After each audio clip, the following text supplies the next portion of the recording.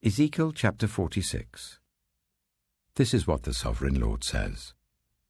The gate of the inner court facing east is to be shut on the 6 working days, but on the Sabbath day and on the day of the new moon it is to be opened. The prince is to enter from the outside through the portico of the gateway and stand by the gatepost.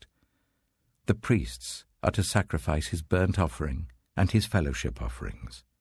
He is to bow down in worship at the threshold of the gateway and then go out.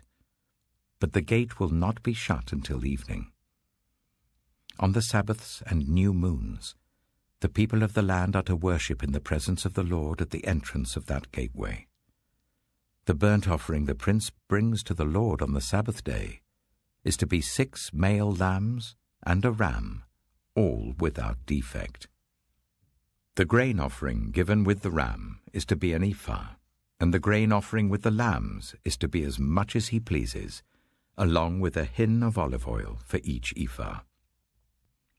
On the day of the new moon, he is to offer a young bull, 6 lambs and a ram, all without defect. He is to provide as a grain offering 1 ephah with the bull, 1 ephah with the ram, and with the lambs as much as he wants to give, along with a hin of oil for each ephah. When the prince enters, he is to go in through the portico of the gateway, and he is to come out the same way. When the people of the land come before the Lord at the appointed festivals, whoever enters by the north gate to worship is to go out by the south gate, and whoever enters by the south gate is to go out by the north gate.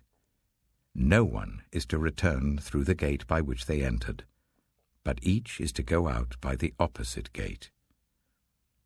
The prince is to be among them, going in when they go in, and going out when they go out.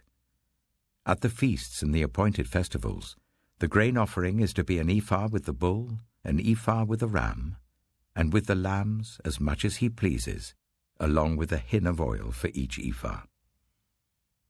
When the prince provides a freewill offering to the Lord, whether a burnt offering or fellowship offerings, the gate facing east is to be opened for him. He shall offer his burnt offering or his fellowship offerings as he does on the Sabbath day. Then he shall go out, and after he has gone out, the gate will be shut. Every day you are to provide a year-old lamb without defect for a burnt offering to the Lord. Morning by morning you shall provide it. You are also to provide with it, morning by morning, a grain offering, consisting of 1/6 of an ephah, with 1/3 of a hin of oil to moisten the flour. The presenting of this grain offering to the Lord is a lasting ordinance.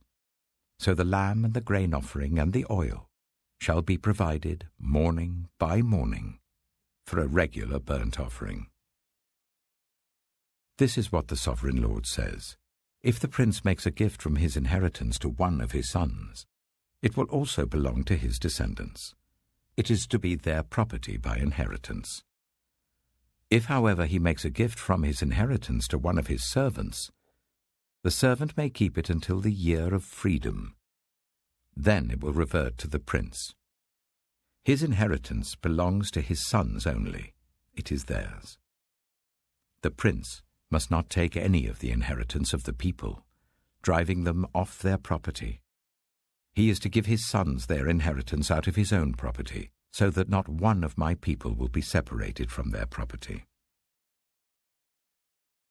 Then the man brought me through the entrance at the side of the gate to the sacred rooms facing north, which belonged to the priests, and showed me a place at the western end.